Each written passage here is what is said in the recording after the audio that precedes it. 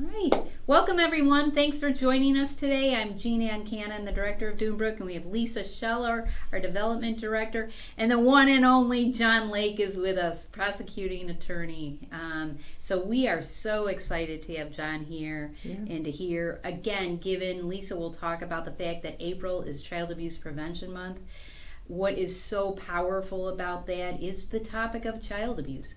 People have no idea how prevalent it is, not only abuse, sexual, physical, but neglect of children. And anyone who works in a school system, who sees children a lot, sees the, if you would, the quantity and expanse.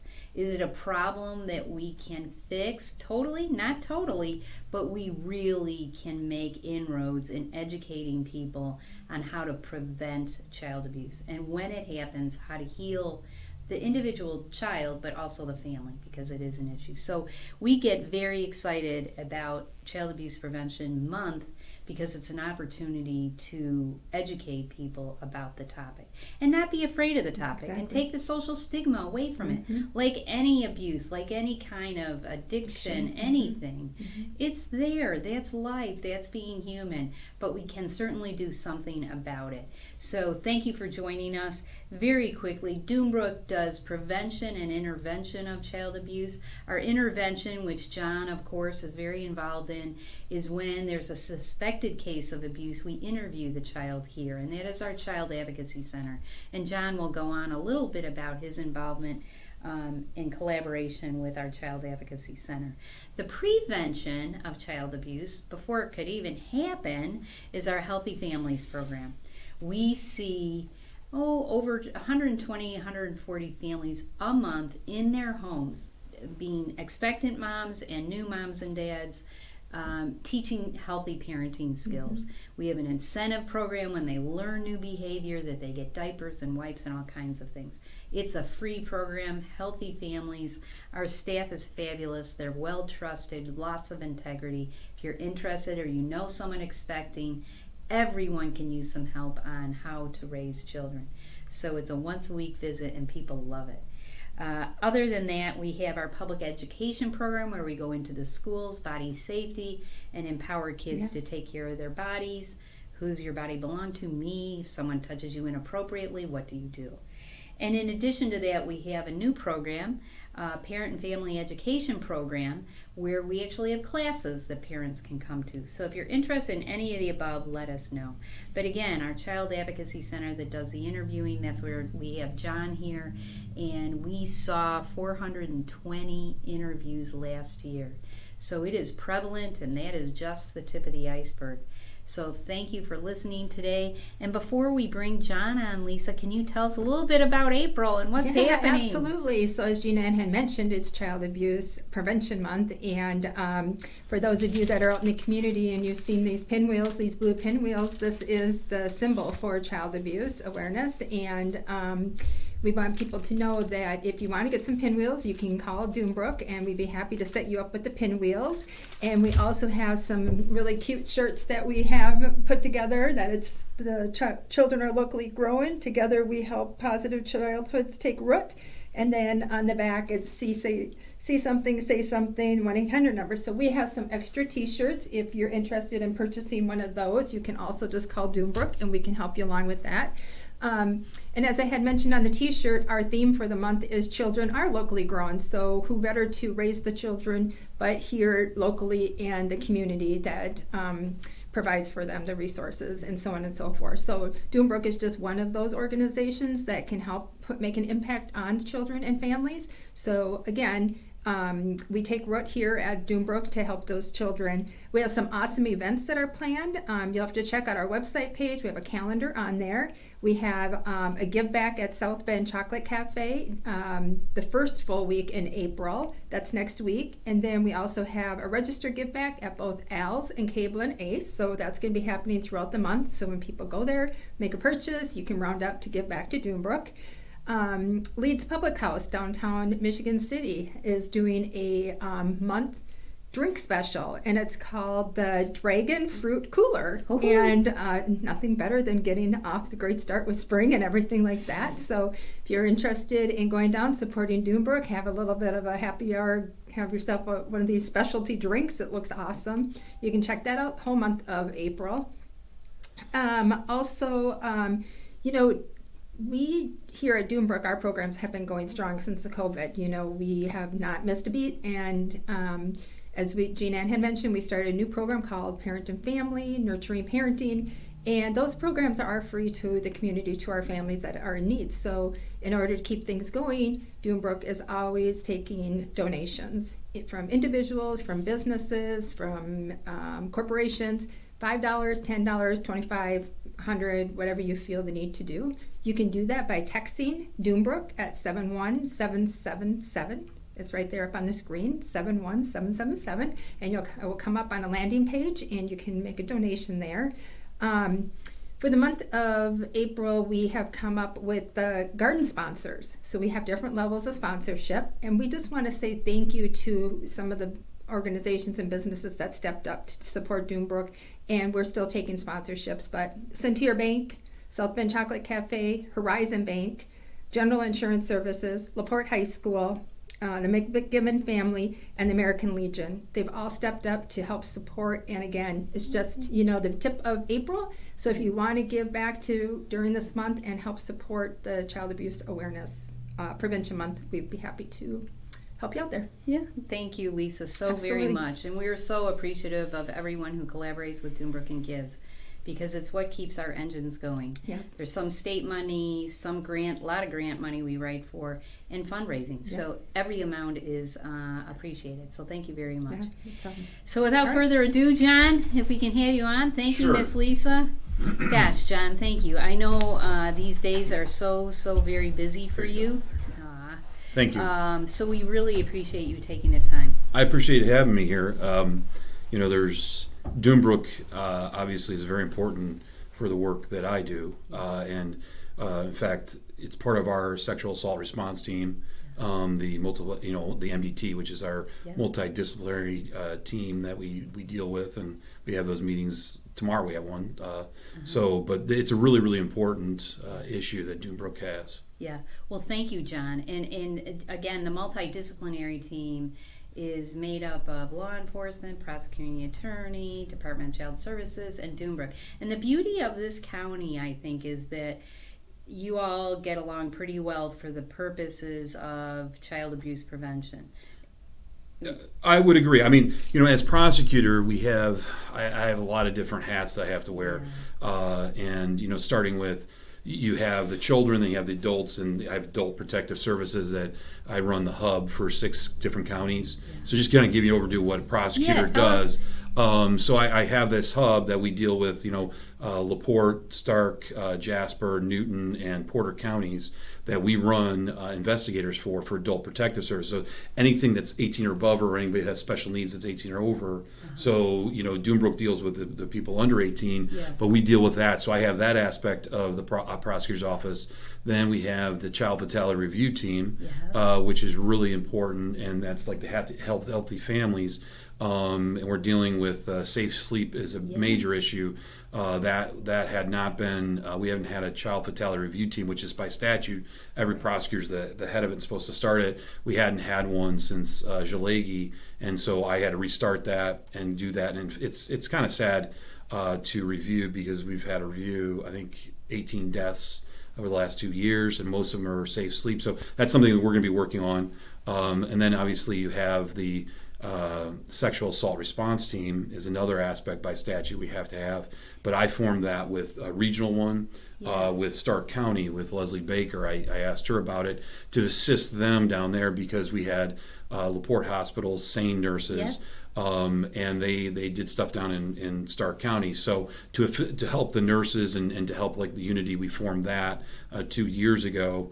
And that's been up and running, been very, we have meetings on a quarterly basis, but we go through, and MDT's part of that, the protocols. We bring the Angie Marsh and Yes. deal with Dunebrook on that. So, and then we have just the typical criminal, juvenile Criminal stuff. activity. Yeah, criminal stuff, and so then we have post conviction relief issues. There's a lot of different things that the prosecutor does, and it all really. Being Mary and I grew up here, Yes. and we were talking before about my sister Mary, but the other Mary Lake is my wife now, Yes. and this is where we've been married now. This year will be 30 years, so and we have 7 kids that we've raised, still 2 in school here in LaPorte County, but all the other 5 are now either in college, 2 in college and at Notre Dame, and then the other ones have all graduated, the other 3. So moving on, and we have our first grandson. So it's kind of, we understand the whole issue with kids and raising kids. Yeah. But I think the most important issue as far as Dunebrook is just understanding you can have abuse. And you mentioned all of it. You can have emotional abuse. You can have physical abuse. You can have sexual abuse. You can have neglect. And those things are all, part of the issue. And this month, it involves the awareness for all of those different issues. So my sexual response team is dealing with kind of, I think their color is teal, to deal with that for Teal Tuesdays. Oh, nice. Other counties are doing that to just basically bring that out, that to make sexual awareness, people aware of it, right. Or sexual assault awareness. And one of the aspects that we don't really talk about that's really been trying to be pushed the last 2 years is trafficking. Either from the Can you explain, John? Yeah. I have to tell you, I think the average bear, when you say human trafficking, you think of some third world country thrown in a bus and brought out, God knows what. No, human trafficking happens right in our backyard. Can you explain what that is, generally speaking? Well, trafficking just means to take a person from one place to another, and it can be for it's the sex trade, or it can be another thing we have witnessed here in our county that doing some investigations in, is it the labor trafficking from, and it really your undocumented population, people who don't have social security numbers, people who have come to the country maybe not through proper channels. Get abused, and they get trafficked from one place to another. And so you see it on TV. They kind of dramatize it, but it's going on. Anyone who thinks that trafficking is not going on in their community is just not aware. Right. And it's kind of anytime you all of a sudden start noticing things, it's a paradigm shift. Right. And I saw a very interesting thing where they're starting to put up posters in certain communities, and they're hitting the convenience stores, the gas stations, those type of things, because a trafficker will control the person. It's just like a person who controls a child for sexual assault. Normally that's either a close friend or someone that's known within the family that has access. Grooming. Right, and it has access to the child. Human trafficking is a little bit people who may have get older, especially like you think about prostitution. Sure. And so anything that deals with that, there is trying to be an awareness that they've had in making prosecutors aware of it. Right. There's some of the most difficult cases to prosecute. Child molest cases or sexual assault cases with children are very hard because your victims usually don't have a voice. Right. That's powerful, and there's always these things these built-in perceptions that people are not correct in. The perception is that child molestation or sexual assault cannot occur with somebody else in the room. That's a false premise. More than 50% of them will abuse somebody with somebody else in the room because, number one, it gives them a defense that, hey, how could I have done it? So and so was in the room with me. Right. And so it's a very subtle thing that's going on by an abuser, and it's a power thing and it's a control thing, and it actually turns them on even more to do that in front of somebody else and know what they're doing. Yeah. So that's kind of just trying to get that information out there. Right.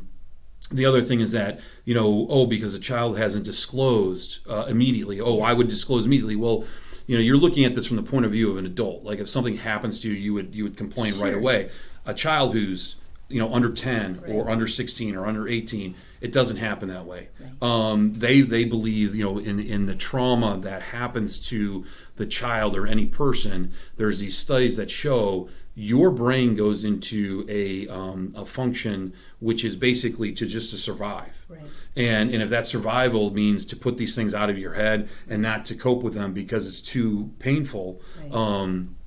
just what's been happened to you, that these are things that the disclosure, that a disclosure from a child is a process, and we're learning more and more about the brain and the disclosure aspects of it. And Angie could speak a lot more about that. And I can tell you, our public ed program that Yeah. goes into the schools and does this presentation, the power of it is the yearly hearing the same message, kindergarten through senior year in high school, because just what you're saying, John, if I'm in third grade and something not good is happening to me at home, and the first time I hear this, I'm like, oh my gosh, that's me and my family, and something's not good.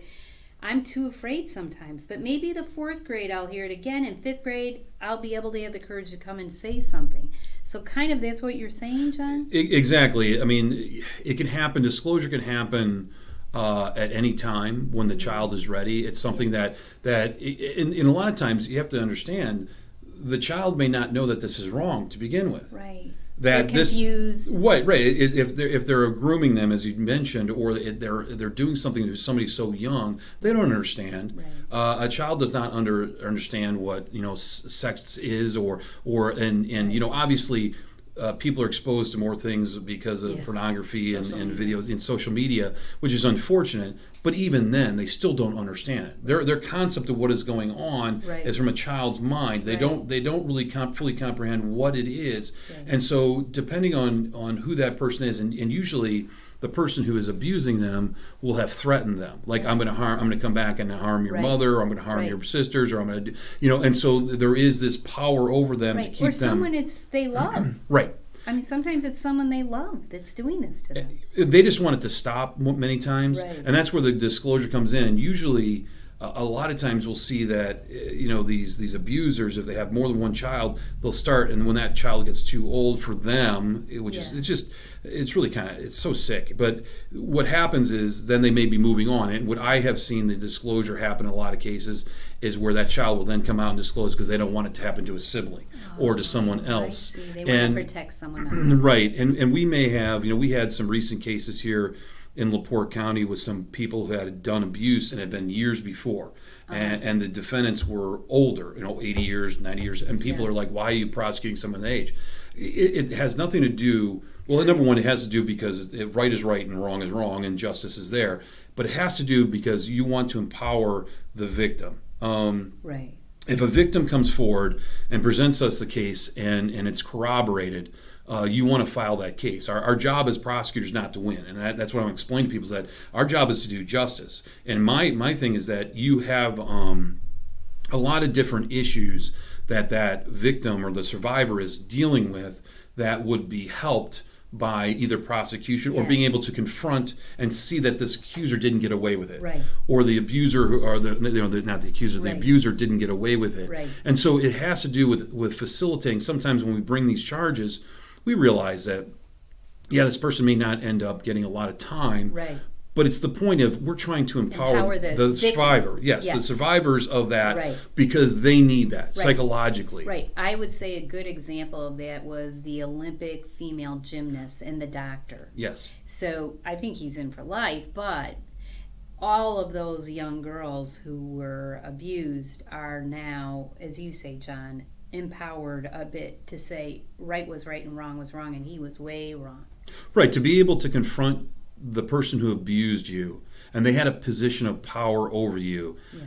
And one of the reasons why we really, with the sexual assault response team, it's not what we do in our outreach. We're trying to really do an outreach, and part of that has been with the number of SANE exams. Explain what a SANE nurse is. A sexual assault nurse exam. And that is a professional who's been trained to be able to conduct an exam, and it's a physical exam, and to conduct it from head to toe, and then be able to talk to the victim and talk to the person that's very the survivor. Specialized. It's very specialized, and they have to go through training. But you have pediatric SANE nurses, and the numbers of the interviews you talked about, the 420, I think that's the highest number you ever had, and also the number of SANE exams we've had in the last year were higher than ever. And a part of that, we believe, is because of the outreach that SART has been doing. That we're the message that I put out there is that, listen, we don't want. We're not going to control. I mean, only 20% of the people who have been abused and come forward want their cases prosecuted,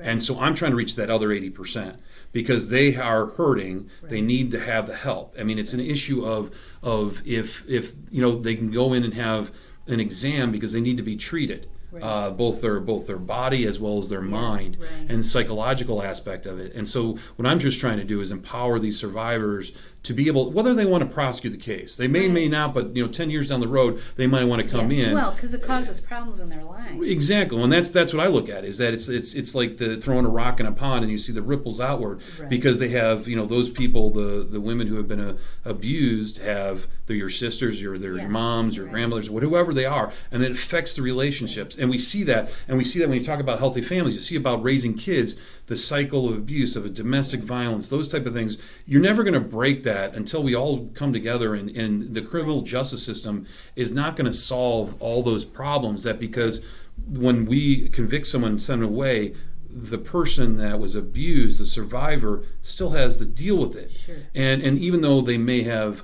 been able to face their accuser, they still have the psychological aspects that they need to have some victim assistance on. Right.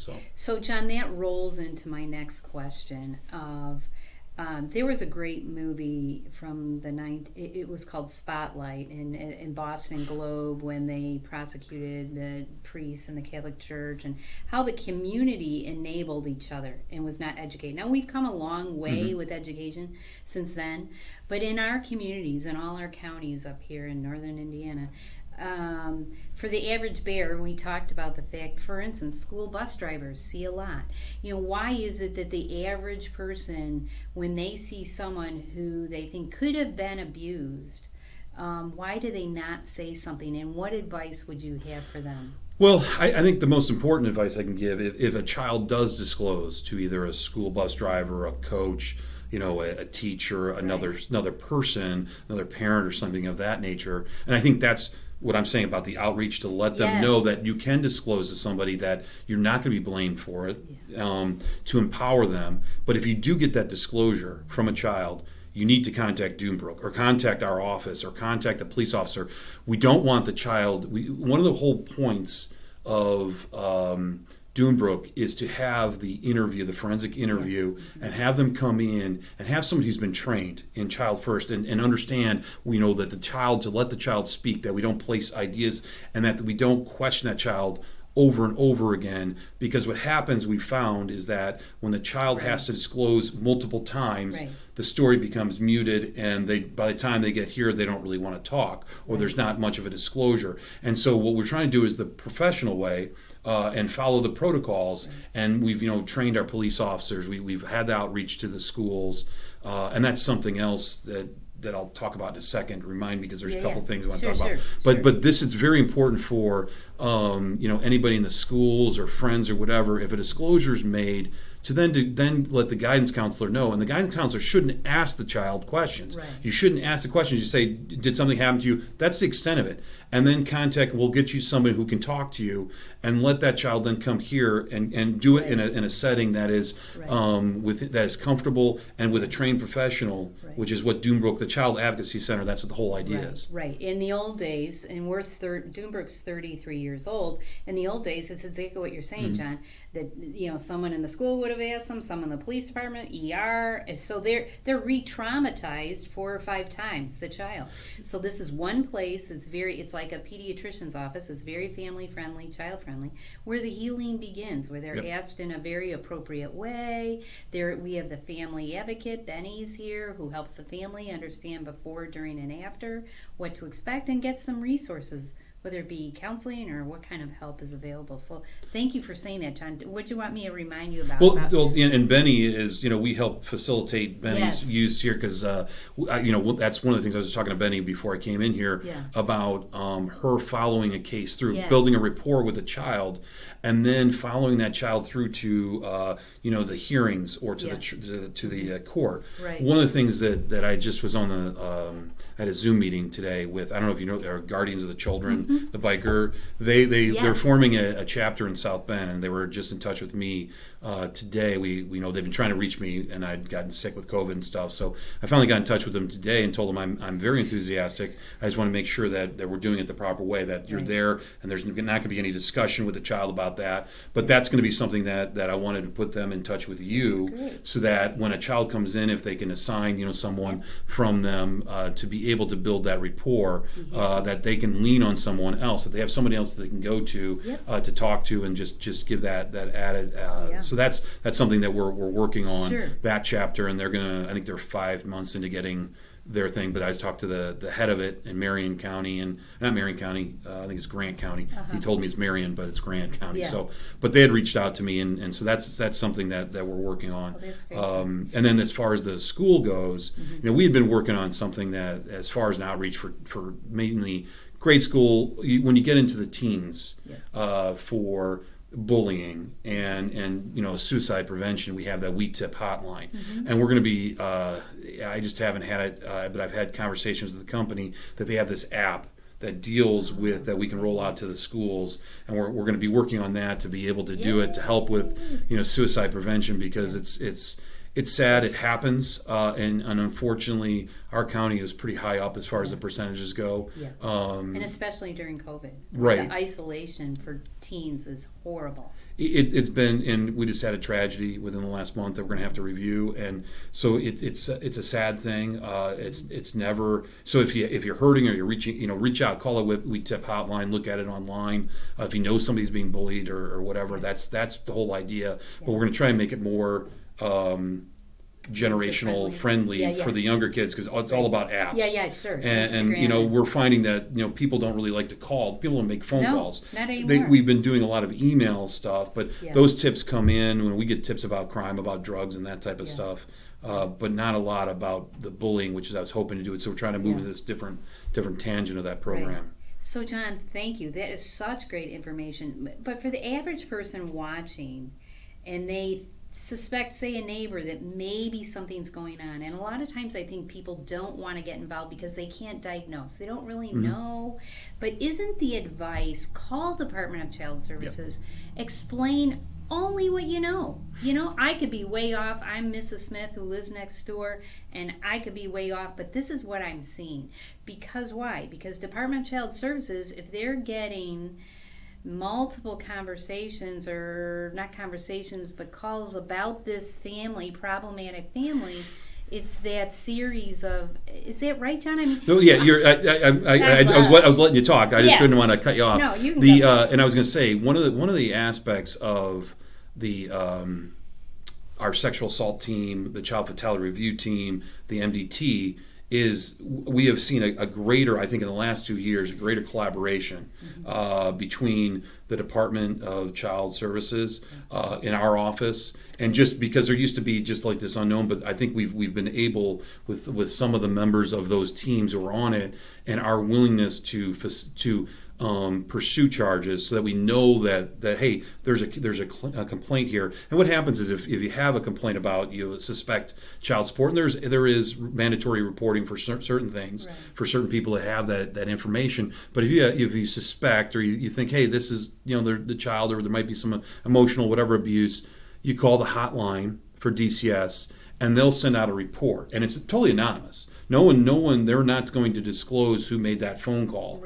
Right. So you get these anonymous tips, and then DCS will investigate. And the one thing is that a few years ago, DCS's budget was way low, and it was really problematic. Right. And now they have a budget of like $800 million, and so they have a lot of people who can go out and do these things, because they have certain requirements. So they get a report, and if it's something that's an immediate danger to the child, of that kind of report, they got to go out and do it right away to do an assessment and lay eyes on the child. So it's very, very important. I just wish we had as much money for APS, because you have the population. It's only $5 million total for us to do all the investigations of that.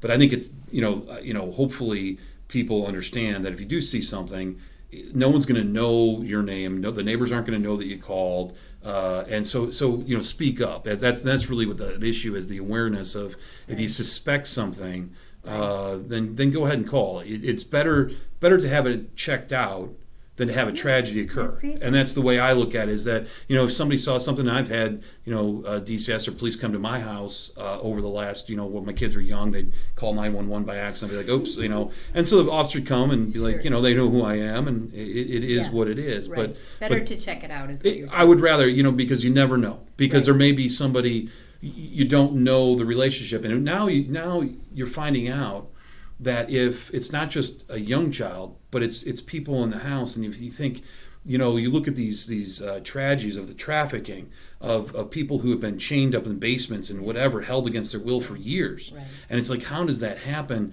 And it's just kind of, now it's a different society. Yeah. You don't really talk to your neighbors much. You don't really get to know your neighbors much. You just you're on social media. Everyone's on their phones. Everyone's doing that other stuff. And no one's used to talking to people. Right. And I think it's a lot. And so, I'm a little bit different. I do social media, obviously, but not as much as my wife. I watch people, and I'm always, and I'm always watching people and listening things, because I'm assessing. I'm constantly analyzing. Just because that's just my nature. Yeah. But I think if people would do that, John, especially with all these recent, shootings, mass shootings have been going on for a long time, but I always say to myself, if someone had seen or said something about the behavior of the shooter years ago, maybe they would have. Example being, when I was in school counseling, someone brought a picture of a gun that a student drew. It looked like this picture could jump off the page. It looked so real. Is that a big deal? I have no idea. Is it something to maybe look into? Yeah, maybe. Why? Because it could be a problem. Mm-hmm. So I love when you're saying, John, that take responsibility. We live in this isolated community now with social media, and especially with COVID. Take the risk, the courage, the responsibility. If you see something, say something. Because you never know. Maybe it is nothing, and that's okay. But at least say something, because if something down the road happens and that child or person was problematic, you would always think, oh gosh, if I had only said. Well, and a lot of that is what Mary, she's my chief of staff, but she does a lot of the juvenile outreach. Yeah. And one of the exciting things, we're the only county that has a juvenile wellness court, and that deals with mental health issues. So and so we just, with the help of Circuit Court, Tom Alavizo's the judge there, we were able, to collaborate with him and say, this is what we wanted to do, is get a mental health court here, and because of those issues of people, to try and head these things off and head off, because the criminal justice system can't solve all problems. No. And unfortunately now, I kind of feel like Mary and we feel like we're parenting the entire county sometimes.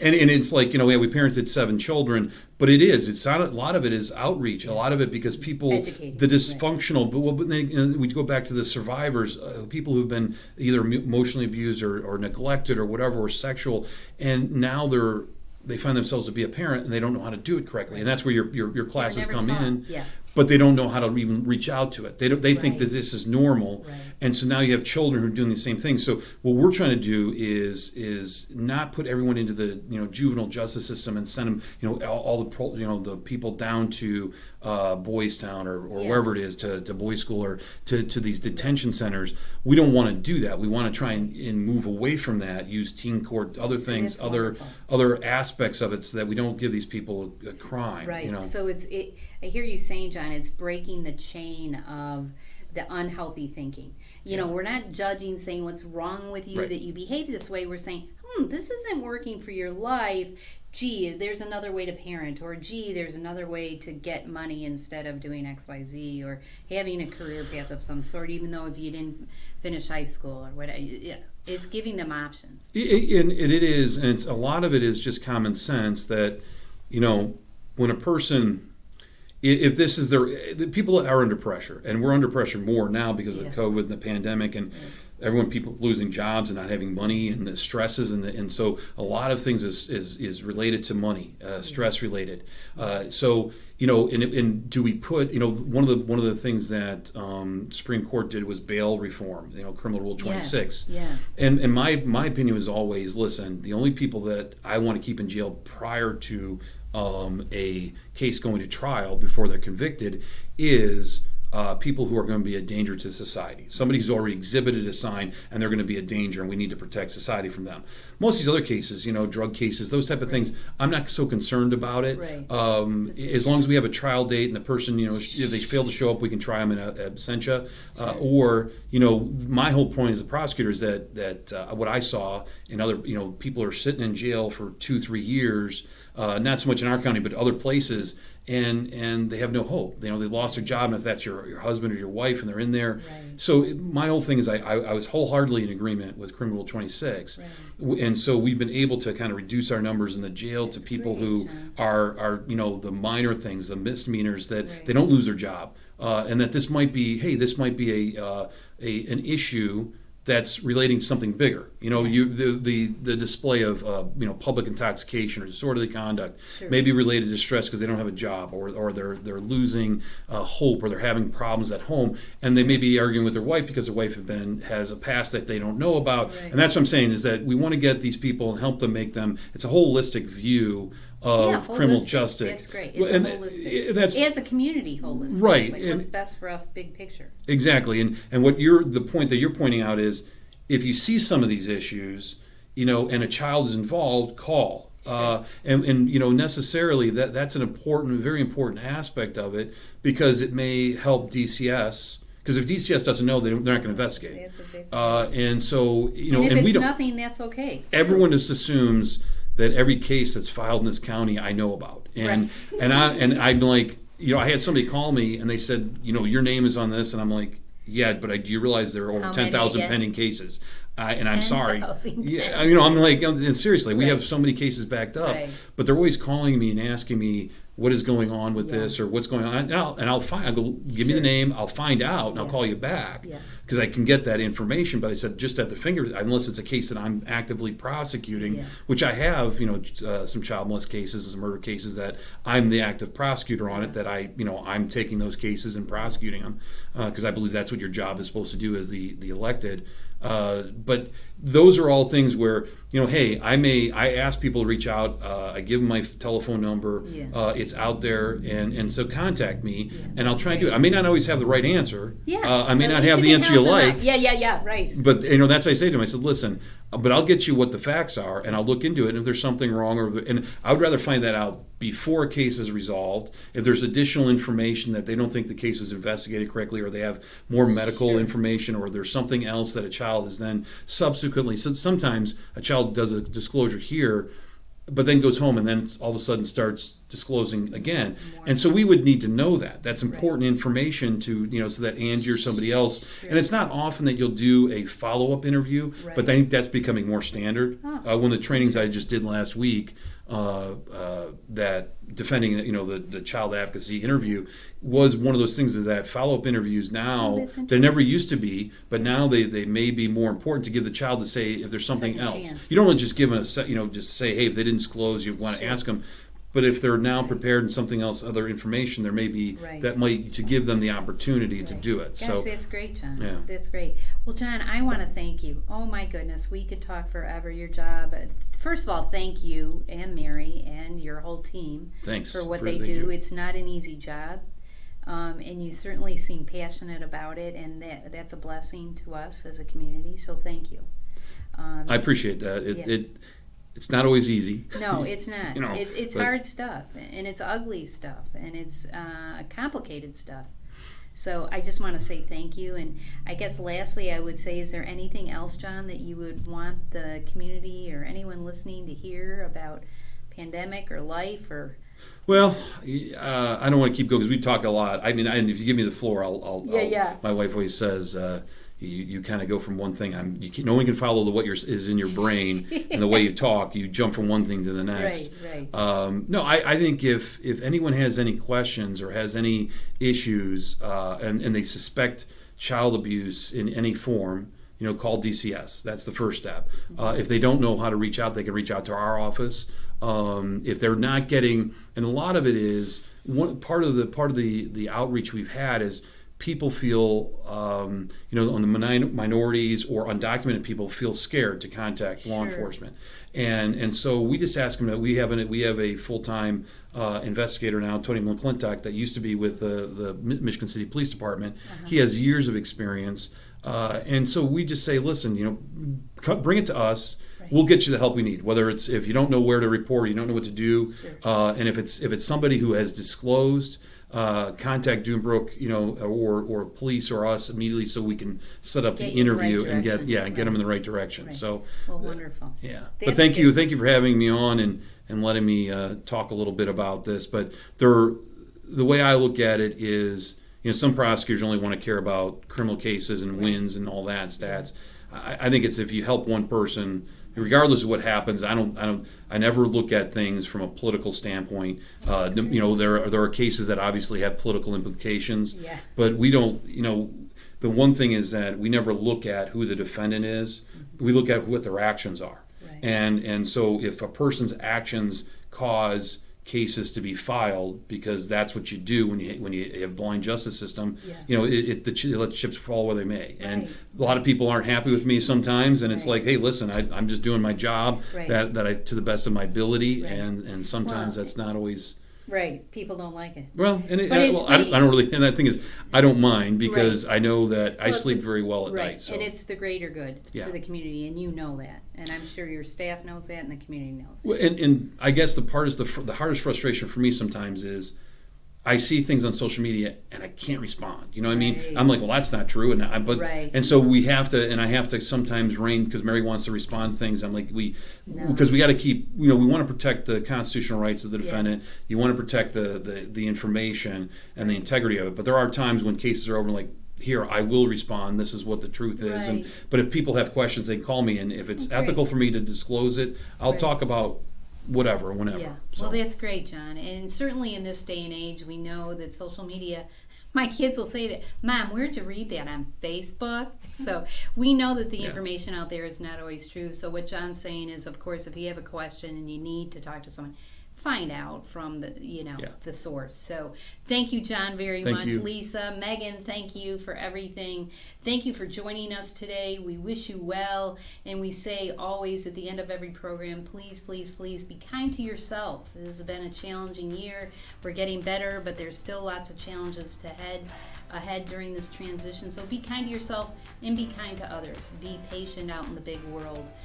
We never know what someone's been through. So thank you and have a great week.